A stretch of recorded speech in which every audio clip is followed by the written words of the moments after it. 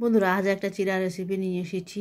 এখানে আমি 1 কাপ চিড়া নিলাম। 1 কাপ চিড়া দিয়ে আজকে তালের রস দিয়ে ক্ষীর বানাবো। আর এইগুলো যে চিড়ার মধ্যে যে পাতা টাতা থাকে সেগুলোকে বেছে নিয়ে নিলাম।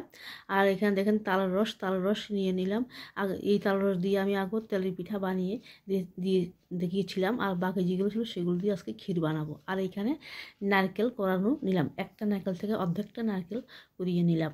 আর এখানে দেখেন একটা কড়াই গরম বসিয়ে দিয়ে দিচ্ছি 500 দুধ। এখানে 500 আমুল তাজা দুধ ঢেলে দিলাম, জাল করে এখন তালের রস দিয়ে দুধের সঙ্গে মিশিয়ে নিচ্ছি।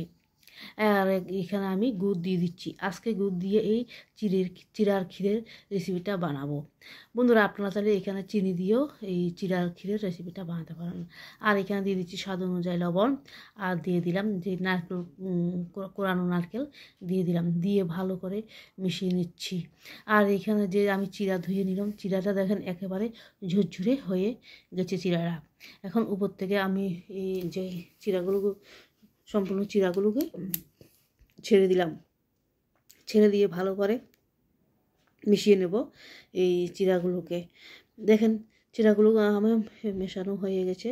এখন আমি এই চিড়াগুলোর মধ্যে দিয়ে দেব 4-5টা এলাচ মুখ ফাটিয়ে নিয়েছিলাম, সেই 4-5টা এলাচকে দিয়ে দিলাম। আর এখানে দিয়ে দিচ্ছি তেজপাতা দিয়ে ভালো করে মিশিয়ে নিয়ে নিলাম। বন্ধুরা আমার এই তালের রস দিয়ে চিড়ার ক্ষীরের রেসিপি বানানো হয়ে গেছে।